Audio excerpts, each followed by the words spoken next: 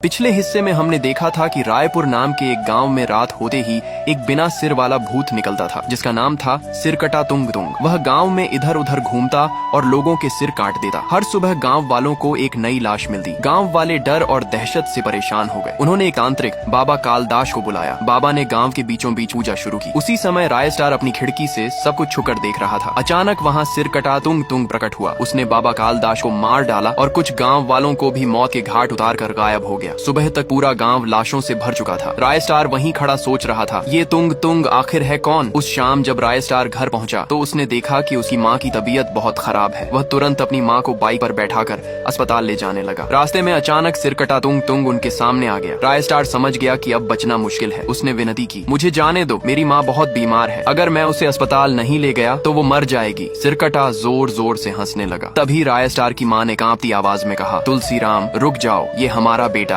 लेकिन तब तक देर हो चुकी थी। सिरकटा ने राय स्टार के सिर पर वार किया और उसे जमीन पर गिरा दिया। फिर वह ठहाके लगाते हुए गायब हो गया। राय स्टार की माँ अपने बेटे को पकड़कर जोर जोर से रोने लगी। तभी उसने महसूस किया कि राय स्टार की सांसें अभी भी चल रही हैं। उसने तुरंत उसे बाइक पर बैठाया और अस्पताल ले। लेकिन उससे पहले दोस्तों, अगर राय स्टार आपका भी फेवरेट यूट्यूबर है तो इस वीडियो को लाइक करो और कमेंट में एक लाल दिल जरूर भेजना।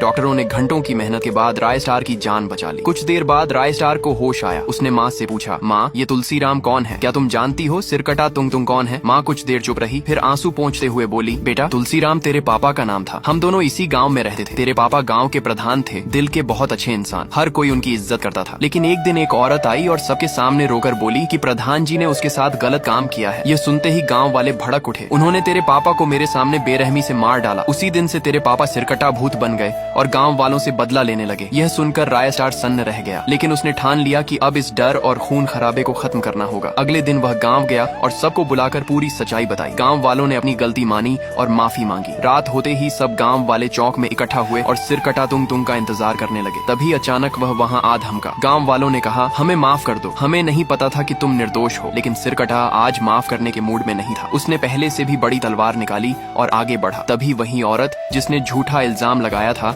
उसके सामने आ गई और बोली, गलती मेरी थी, मैंने पुराने सरपंच के कहने पर पैसों के लालच में तुम्हें फंसाया था। इसी वक्त राय स्टार पुराने सरपंच को पकड़ कर ले आया। सरपंच सिरकटा के पैरों में गिर पड़ा और गिड़गिड़ाने लगा। इसके बाद तुलसी राम ने अपने दुश्मन पुराने सरपंच को मौत के घाट उतार दिया। उसकी आत्मा को शांति मिल गई। उसके बाद गांव वालों ने राय स्टार को ही अपना नया सरपंच बना दिया।